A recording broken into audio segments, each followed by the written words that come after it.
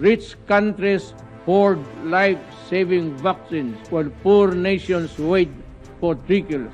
They now talk of booster shots while developing countries consider half doses just to get by. This is shocking beyond belief and must be condemned for what it is. A selfish act that can neither be justified rationally or morally.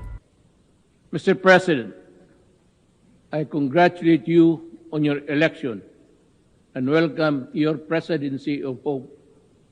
Indeed, that is what we need in these challenging times.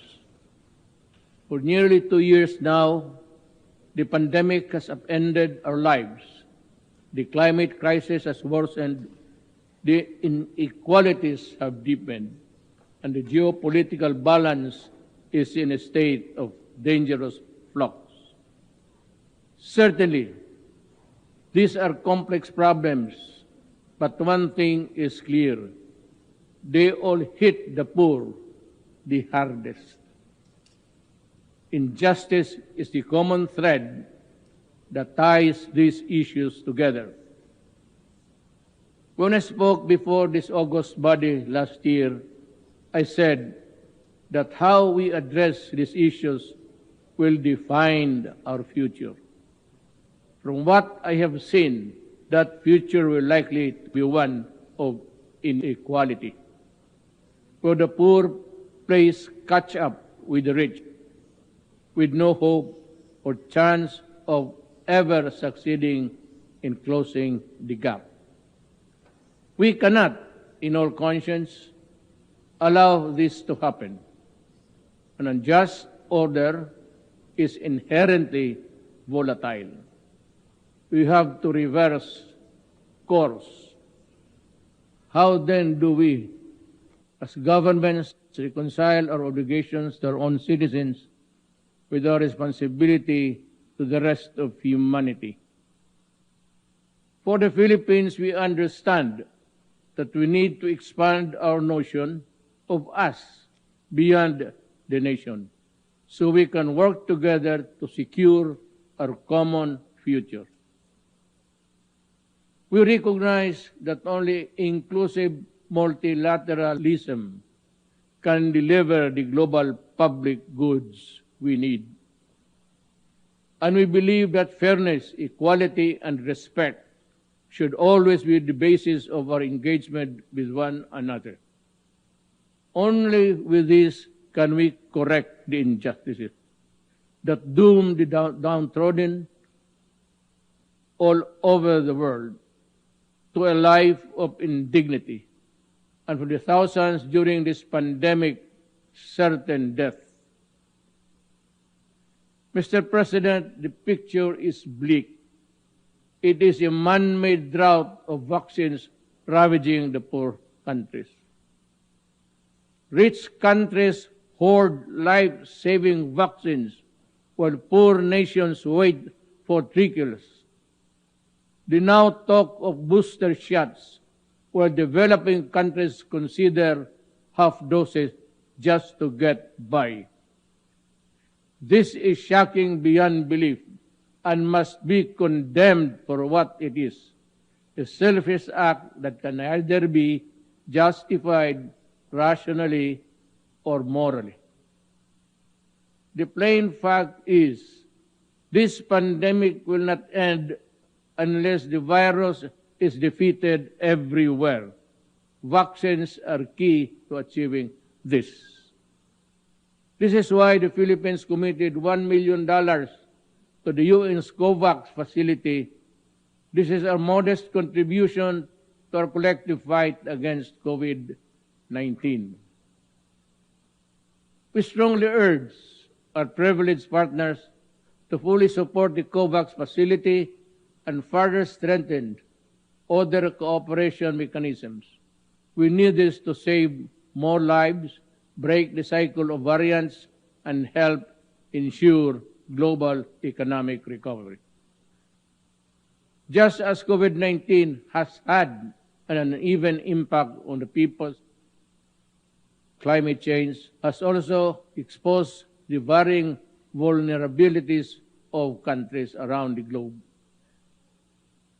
The risks and burden of a warming climate are simply not the same for everyone. The greatest injustice here is that those who suffer the most are those the least responsible for this existential crisis. But here we are now at a critical tipping point where failure to act leads to cataclysmic consequences for the whole of humankind. The Philippines accepts its share of responsibility and will do its part to avert this collective disaster. We submitted our first nationally determined contribution with a target to reduce greenhouse gas emission by 75% by 2030. I issued a moratorium on the construction of new coal power plants and a directive to explore the nuclear energy option. But this contribution will be rendered useless if the biggest polluters, past and present, choose to do business as usual.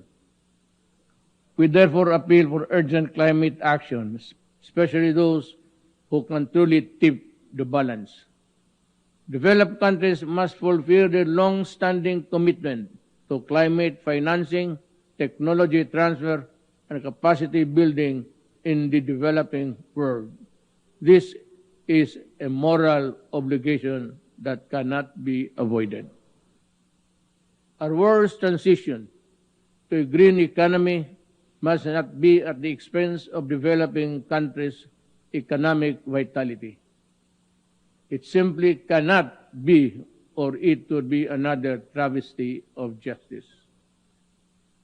Mr. President, the Filipino people aspire for stable, comfortable, and secure life founded on freedom, justice, and equality. We have made significant strides on this after more than a century of nation building. Today, the Philippines is a middle-income economy and a thriving democracy.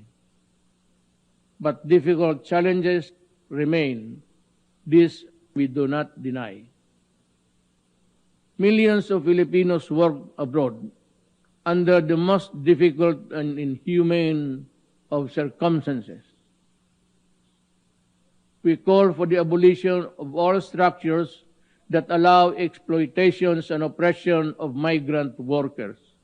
The kafala system is one such behemoth that chains the weak, the desperate, and the voiceless to an existence of unimaginable suffering.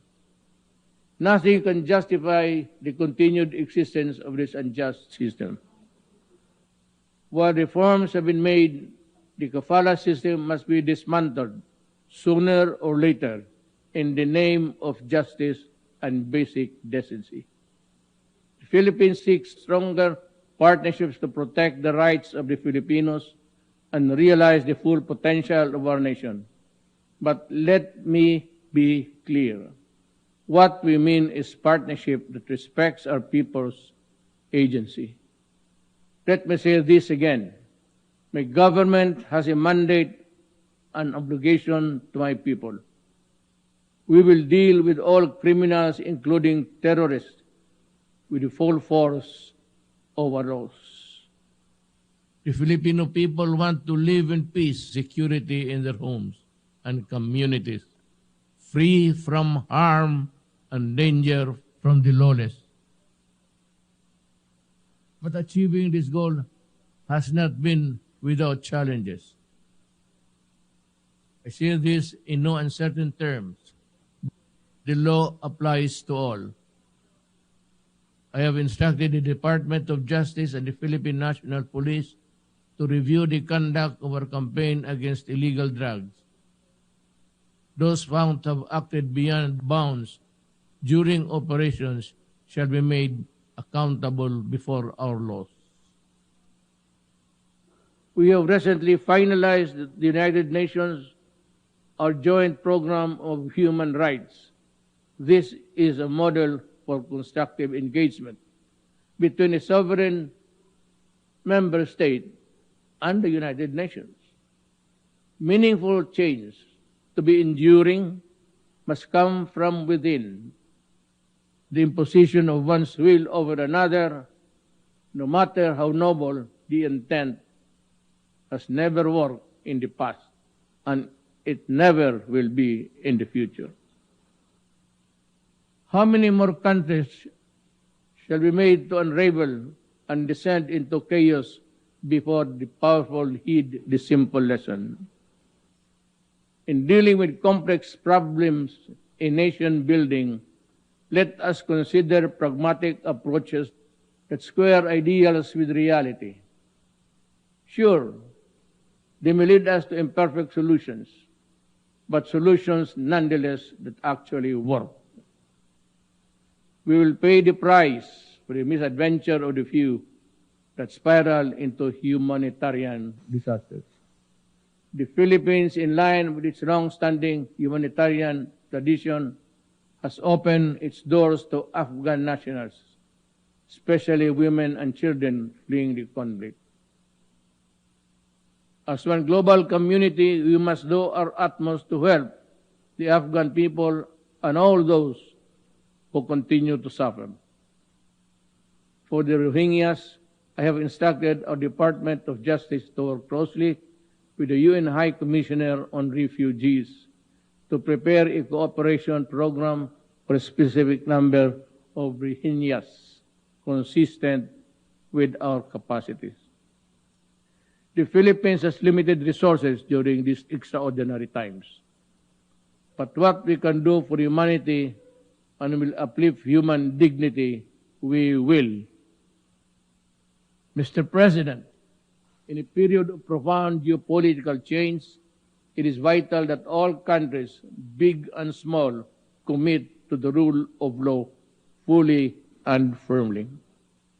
For a world without law is a world of disaster, where the weak is at the mercy of the strong. There can therefore be no other acceptable basis for a global order but the law.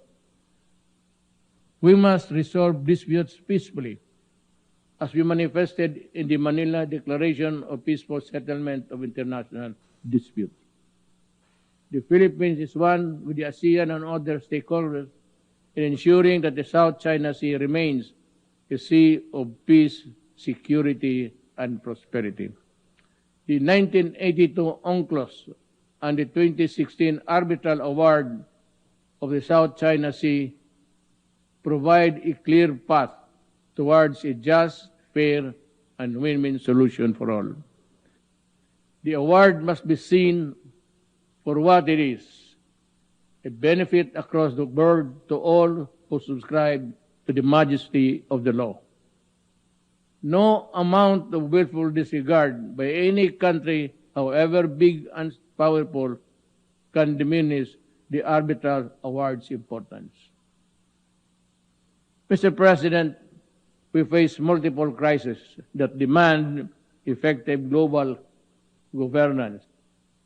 Yet our institutions, including the United Nations, have proven to be inadequate. The UN is a product of an era long past. It no longer reflects the political and economic realities of the world. Democracy and transparency are concepts that reverberate in the halls of the UN. But ironically, the Security Council, the pinnacle of UN structure, violates every tenet of these values. It is neither democratic nor transparent in its presentation and processes. Many member states have spoken firmly, and we agree this simply is not right. If the UN is to lead the world out of the many crises we face, things need to change. The UN must empower itself by reforming its